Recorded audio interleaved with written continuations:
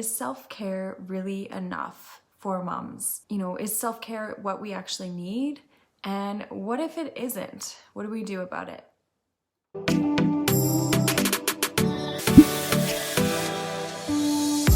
Okay, let's get this started. Hey everyone, welcome to Mom for Every Season. And today I just wanted to kind of start a conversation and have an open discussion about this. I mean, I would love for you guys, obviously I'm talking to a camera right now, aka my phone, but I would absolutely love for you guys to continue this conversation in the comments down below and let me know your thoughts and ideas even. You know, I have so many different thoughts on this. And of course I am all for, you know, self-care and I love promoting it, and I will absolutely stand on my soapbox and say that I love self-care and it has most definitely made an impact on my life, and I love sharing that to help other moms. But at the same time, this conversation really is about, is self-care the answer? If it isn't the answer, what is? This kind of topic and conversation kind of started back when I posted this video here, which was quite a vulnerable video for me to post. I almost didn't even post it. And it was essentially just me needing a break, mainly from social media. But I mean, of course, there were lots of other things going on. And I had, you know, I'm so grateful for everyone that reached out. I had subscribers, I had other YouTubers, I had friends even text me and reach out to me, making sure I was okay. And I'm so grateful for that. And of course, a lot of the comments that came up was like, are you taking care of yourself? You know, make sure, you know, you put yourself first, fill your cup, kind of in line of that.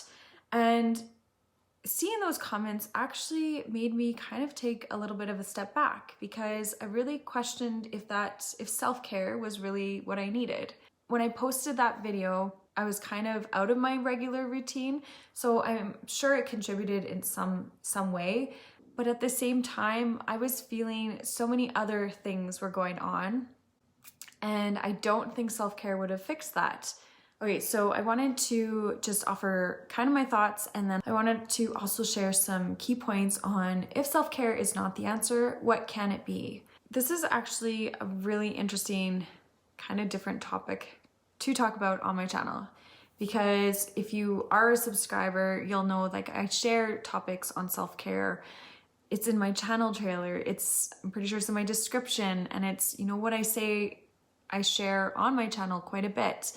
Like I absolutely love journaling, and you know, I find my morning routine to be a huge priority in my life.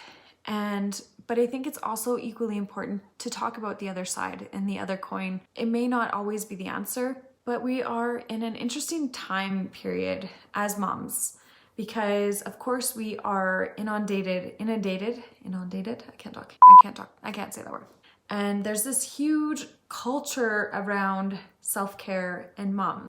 Like it's prevalent everywhere. Like you can look on, you know, endless amounts of blogs and YouTube videos and, you know, all over the internet. Self-care is just kind of this new buzzword. And there's a couple interesting things that I think about this, because as mom, you don't hear very often about, you know, dads needing self-care. Like we all know how important self-care is, but why is there no, you know, dad culture and self-care?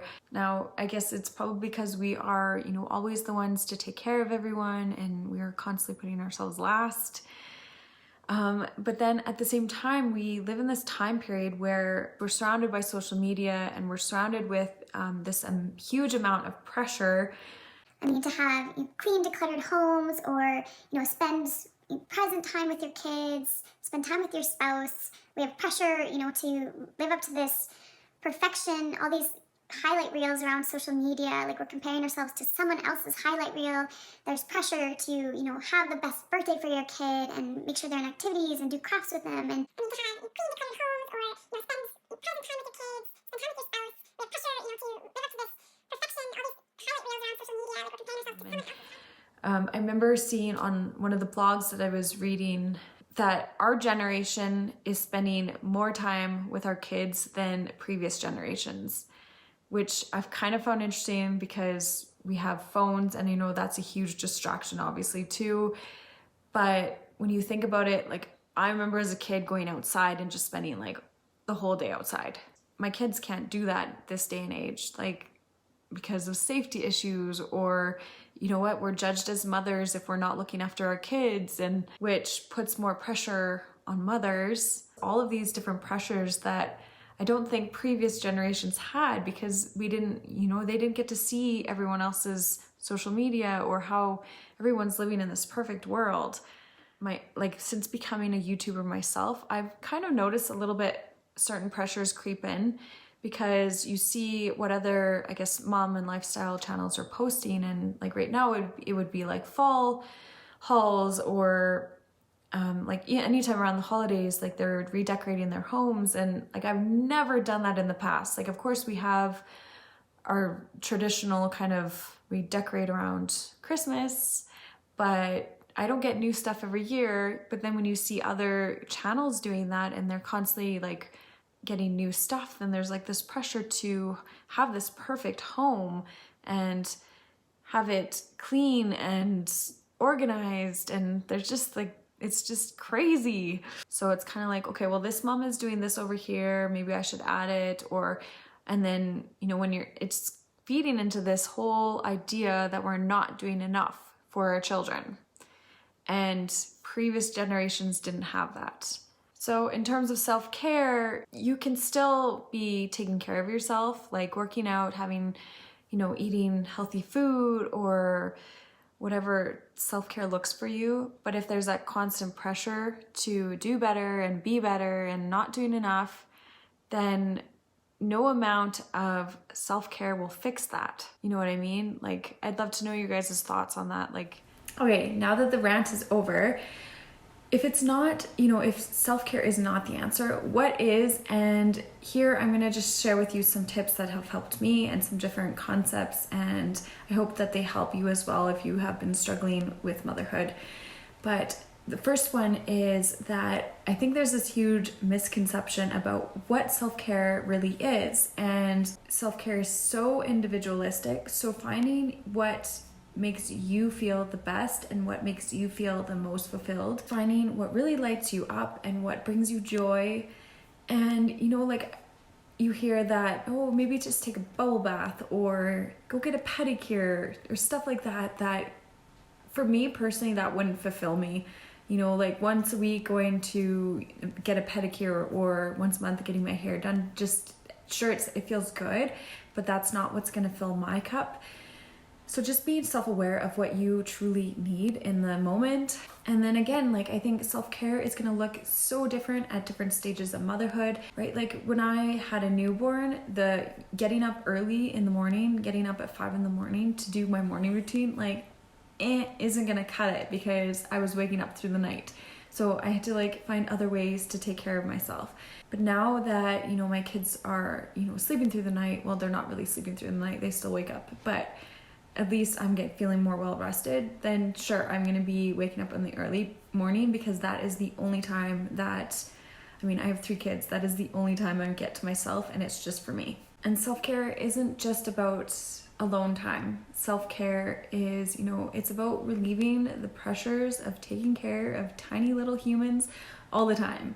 And I'm a stay-at-home mom. I can't share what it's like to work full-time and also be a mom at the same time, but I know from my own experiences as a stay-at-home mom that it's not just about being alone. I need to, feel like I've gained some more self-awareness or growth, or I guess feel a sense of identity outside of motherhood. Because we're taking care of little people all the time, that sometimes we can get lost in motherhood ourselves. So just spending time on hobbies, or spending time just by yourself, enjoying your own company, reading a book, or whatever that is. Okay, number 2, and I kind of touched on this, is just, and this is kind of more of a thing that as a society we need to do, but releasing judgment, because we are surrounded by so much judgment, and I've totally judged other moms, not gonna lie.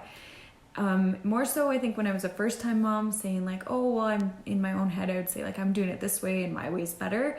But I think since having more children, or maybe growing as a mom, I've realized that every baby is different, every child is different, every mother is different, and just letting go of that judgment, that we don't know what's going on in another mom's life, so how can we sit here and judge them? We are not in their shoes. And I think I used to judge moms. I would see moms on their phones at the playground, and I would be like, oh, you should be spending more time with your kids, or you should be present with your kids.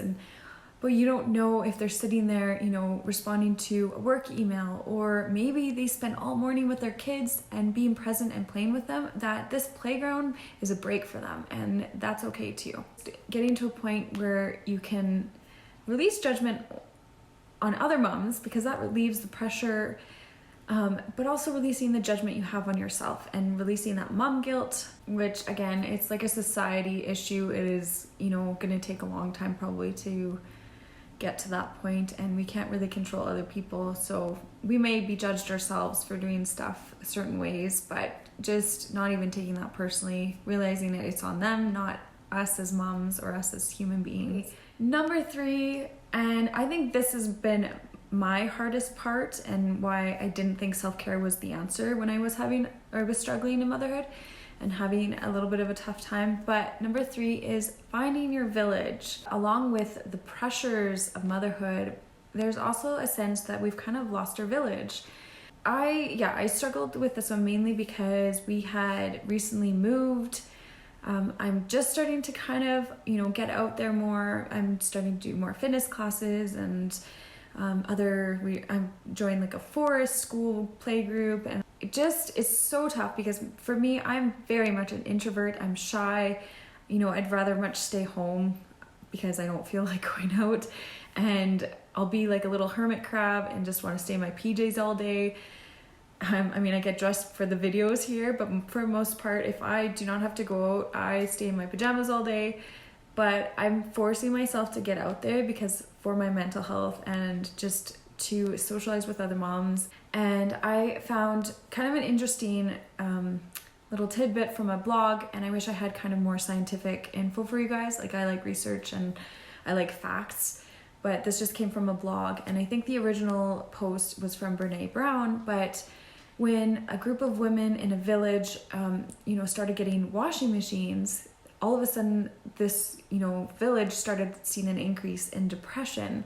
It's just interesting because they didn't get that sense of community anymore. They didn't, spend time socializing with other moms. And women are, naturally inclined to be social beings. All humans are, but especially women. We need that connection and that womanhood, that sisterhood I'm surely shaking I'm talking with my hands so much, I'm shaking the phone. If you had gone to those women with increased depression and told them, well, maybe you just need to take a bubble bath or go get your nails done, that wouldn't have helped them. They were missing that sense of community and that sisterhood. Having your village is, I think, imperative to all of our mental health. And I know it is for me too. I would love to know what your guys' thoughts are on that as well. Just because when I had my first, I was part of a birth and babies group, and we went weekly, and then my best friend also had a baby close to that, so I had a lot of friends surrounding me, a lot of other moms. And then with my second, he was born in November, and so was my third, which I think, along with the weather and just being stuck inside, we're in here in Canada, and sometimes our winters are very long and you don't get to go outside very much because it's minus 30 Celsius. Not sure what that is in Fahrenheit, but I just noticed a huge difference from my first. I was a first-time mom, but I didn't have, postpartum depression or anxiety or any really mental health issues. I was quite happy, other than sure, I had new mom worry, but I had that village, and I didn't really have that with my second or my third. And with my second, I had a little bout of postpartum depression coming out of winter. Not sure if it was seasonal depression or postpartum depression. And then with my third, I had postpartum anxiety. And again, I think I got stuck in this whole, I got anxiety getting out of the house just to get my kids ready, or overwhelmed. I was so overwhelmed, and a lot of that had to do with being stuck in this house all the time over the winter. I love the fact that I'm getting out of the house more, and it's definitely made an impact on so just being able to get outdoors, especially if you are like me and you're very much introverted, just finding your tribe, finding your village, because it is so important to get out there and be able to relate to other moms. Because when we are struggling, we can sit there and we can, vent together or share our struggles, and not even necessarily in like a complaining way, but it's just nice to be able to realize that you're not alone in motherhood. Okay. Number 4 is saying no more and asking for help. Because, saying no to overfilled schedules and just general busyness and being able to ask for help. Because again, when we are inundated with all of these pressures from social media and Pinterest and YouTube, that can build up too, and we feel like we have to do more. But doing more is not going to make us feel better. It's not going to be better for our family, and it's most definitely not going to be better for our kids. Really prioritizing what's important to you and filling your schedule with things that bring you joy and, are just fill you up. So for me, it's of course family and my children. Spending time for myself is very important. So I prioritize those first before anything else. So, and I would say that cleaning is probably the last thing on my list. I will for sure go and spend time on myself before I clean my dishes. And that just makes me happier. And I'm okay with it. I've kind of gone to the point where I've accepted that my house is not going to be completely perfectly clean like it was before children. Like, it's just hard keeping up with little ones that make a mess all the time and have, they make tornadoes with all this mess. Just for your own sanity and your own mental health, don't be afraid to say no, which is of course hard for moms or women in general, because we're people pleasers and we want to, make everybody happy and make sure everyone's taken care of. But if it's not important to you or you're doing it just out of obligation, then just take a look at it and maybe just say no in the first place. And again, ask for help.